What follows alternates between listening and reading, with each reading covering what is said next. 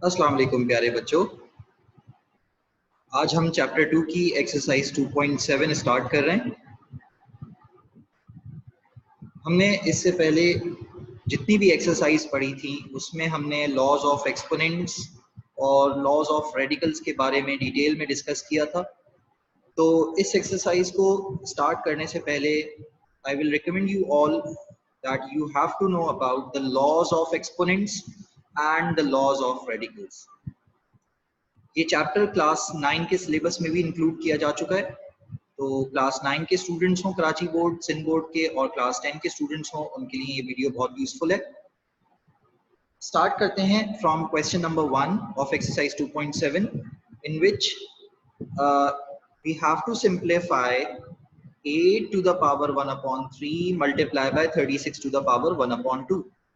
यहाँ पर हम देख सकते हैं कि दो नंबर्स हैं, दोनों कॉम्पोजिट नंबर्स हैं। कॉम्पोजिट नंबर्स की पावर्स हमारे पास फ्रैक्शनल पावर्स हैं 1/3 और 1/2।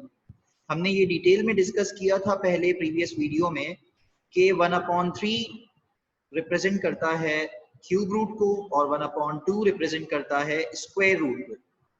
तो बेसिकली अगर रेडिकल साइंस होते हैं तो हम उनको कन्वर्ट कर सकते हैं in the form of fractional powers. अब अगर इसको सॉल्व करना है हमें इस क्वेश्चन को, तो सबसे पहले हम जो कॉम्पोजिट नंबर्स हैं इनको ब्रेक कर देंगे फैक्टर्स में। तो 8 के फैक्टर्स हमारे पास, जब हमें 8 के फैक्टर्स फाइंड आउट करने होंगे तो हम प्राइम फैक्टराइजेशन मेथड अप्लाई करेंगे।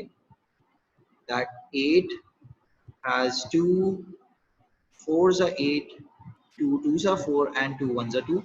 यहाँ पर आप देखें कि मैंने 2 multiplied by 2 multiplied by 2, all the factors of 8 are written in this bracket। और 1/3 क्योंकि 8 की पावर थी तो इसलिए 2 2s are 4, 4 2s are 8, यहाँ पर मैंने ब्रैकेट के बाहर 1/3 लिखा है। इसी तरह से मुझे 36 का भी जो है वो फैक्टर्स फाइंड आउट करने चाहिए। तो 36 के फैक्टर्स मैं यहीं पर ही फाइंड आउट कर लेता हूँ, starting from here. 36 2 18s are 36, 2 9s are 18, 3 3s are 9 and 3 1s are 3। तो हमारे पास ये तमाम फैक्टर्स आ गए 36 के।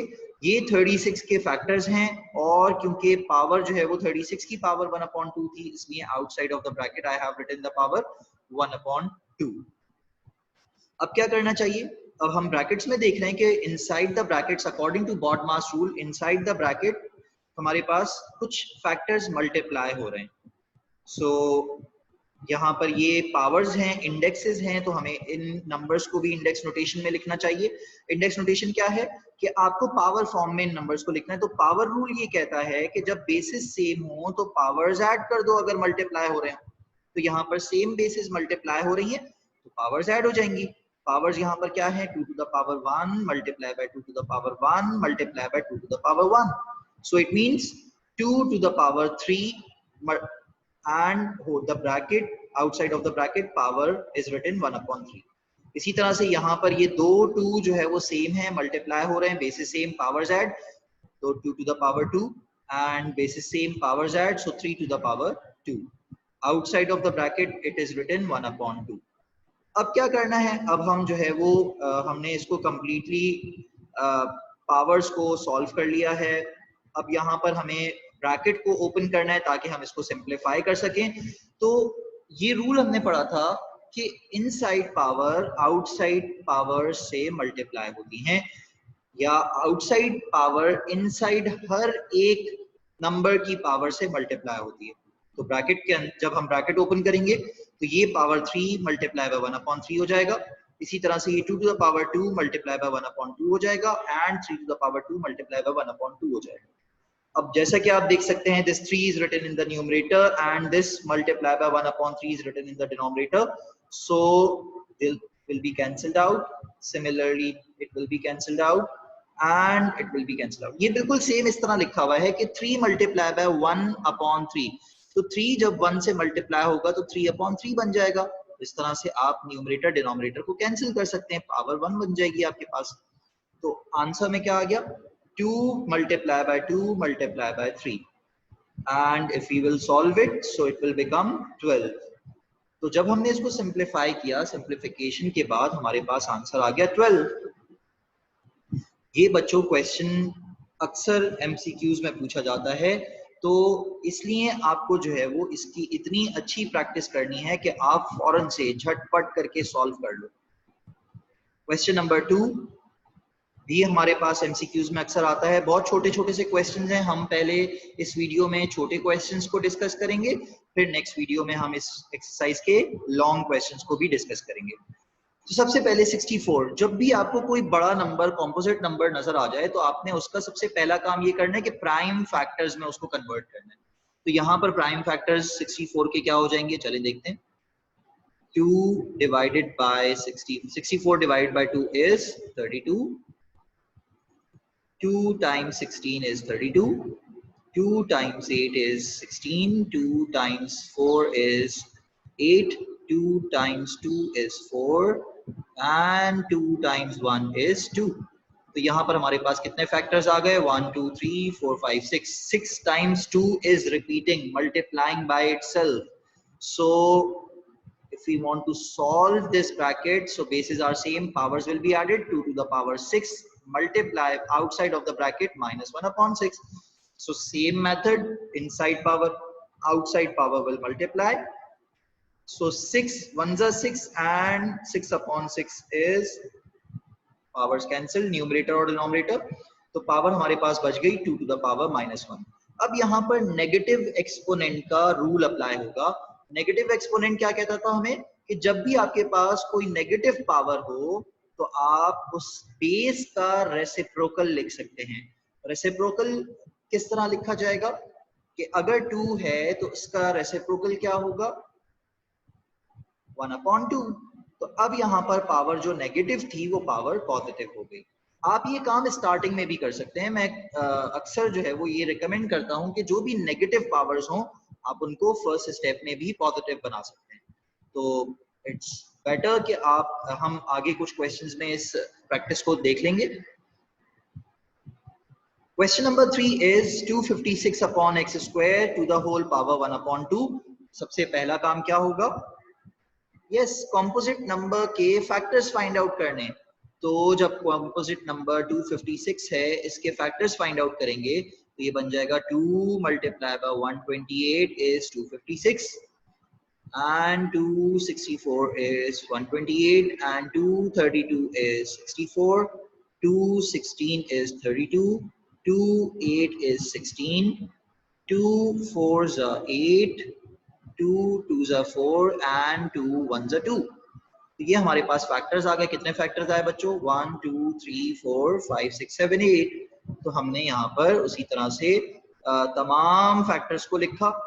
अब नेक्स्ट स्टेप में हम क्या करेंगे, नेक्स्ट स्टेप में हम power basis same and all the bases are multiplying together, so the powers will be added, 2 to the power 8 upon x square. अब बाहर हमारे पास 1 upon 2 पावर है और अंदर जो हमारे पास दो बेसिस लिखी हुई हैं उनमें एक की पावर 8 दूसरे की पावर 2, तो इनसाइड पावर आउटसाइड पावर से क्या हो जाती हैं, yes multiply. So 2 to the power 8 multiply by 1 upon 2. अब यहाँ पर क्या होगा, ये बिल्कुल सेम इस तरह लिखा हुआ है, 8 1s are 8 divided by 2. तो आप कैसे फ्रैक्शन सॉल्व करेंगे, इन ये डिनोमिनेटर न्यूमरेटर को कैंसिल करेगा, 2 1s are 2 and 2 4s are 8. So you have 2 4s are 8 and this 2 will be cancelled out with this 2. So you are left with 2 to the power 4 upon x. आप इसको simplify करना चाहते हैं तो 2 to the power 4 को आप solve करके 16 upon x भी आंसर लिख सकते हैं। Now moving towards question number 4, it is also very easy question. 81 times x to the power minus 8 z to the power 4 to the whole power 1 upon 4. तो सबसे पहला काम, अगेन हमारे पास एक कॉम्पोजिट नंबर है, उसको हम प्राइम फैक्टर्स में कन्वर्ट कर देते हैं। तो यहाँ पर 81 के प्राइम फैक्टर्स क्या होंगे, let's see. 81, so it can not be divided by 2 but it can be divided by 3. So 3 2s are 6 and 3 7s are 21, 3 9s are 27, 3 3s are 9 and 3 1s are 3. So now here we have 3 is repeating 4 times. So 3 to the power 4. मैंने यहाँ पर direct step में आपको show इसलिए किया है क्योंकि आप चाहें तो ये इस तरह से भी कर सकते हैं, आपका कोई मार्क डिडक्ट नहीं होगा. 3 is multiplying by itself 4 times, so 3 to the power 4. और अब यहाँ पर 3 to the power, ये अगर स्टेप में आपको शो कर दूं तो ये बन गया था 3 to the power 4 x to the power -8 and z to the power 4 to the whole power 1/4. अब इनसाइड पावर आउटसाइड पावर्स का रूल अप्लाई किया. So 3 to the power 4 multiplied by 1/4, x to the power -8 multiplied by 1/4, z to the power 4 multiplied by 1/4. Powers numerator denominator cancel हो जाएंगे. यहाँ पर ये बन जाएगा 4 1s are 4 and 4 2s are 8 and this one will become 4 and 4 will be cancelled out. So the answer is, the next step is 3 to multiply by x to the power -2 multiply by z. अब ये जो negative exponent है इसका क्या करें? Negative exponent का हमेशा हम रेसिप्रोकल लिख लेते हैं. So the reciprocal of x is 1/x. So 3z will be written in the numerator and x to the power -2. जब हम इसका रेसिप्रोकल लिखेंगे तो डिनोमिनेटर में जाकर बेस, याद रखें बेस को हमने शिफ्ट करना होता है. जैसे कि x to the power -2 लिखा है तो इसका रेसिप्रोकल, बेस का रेसिप्रोकल क्या होगा? 1/x. पावर जो -2 थी अब वो पावर सिर्फ 2 रह जाएगी. कुछ बच्चे ये गलती करते हैं कि बेस को तो रेसिप्रोकेट नहीं करते बल्कि वो पावर्स को रेसिप्रोकेट कर देते हैं, तो that is wrong. So this is your final answer of this question number 4. Now we have another question which is the final question of this video and the last question of this exercise 2.7, which is 4 to the power 3 to the power 2 divided by 4 to the power 2 to the power 3. ये question generally बच्चों को confuse करने के लिए दिया होता है, लेकिन ये बहुत सिंपल क्वेश्चन है. इसमें आपने सिर्फ ये ध्यान रखना है कि ये जो 2 पावर है ये बेसिकली इस 2 पावर के लिए जो बेस है वो 3 है और इस 3 पावर के लिए जो बेस है वो 4 है. So first of all we have to solve this. 3 square is 9 and 2 cube is 8. So 4 to the power 9 divided by 4 to the power 8. Division में हमने क्या सीखा है? जब दो सेम बेसिस डिवाइड होती हैं तो उनकी पावर्स सबट्रैक्ट हो जाती हैं. सो बड़ी पावर में से छोटी पावर को सबट्रैक्ट कर लिया. 4 to the power 9 minus 8 is 4 to the power 1 and this is your final and simplified answer. I hope बच्चों आपको ये वीडियो समझ में आ गई होगी. तो इस वीडियो को जरूर लाइक कीजिएगा, यूट्यूब चैनल सब्सक्राइब करना ना भूलिएगा और फेसबुक पेज को तो फॉलो जरूर कर लीजिएगा ना. थैंक यू सो मच बच्चों. अल्लाह हाफिज.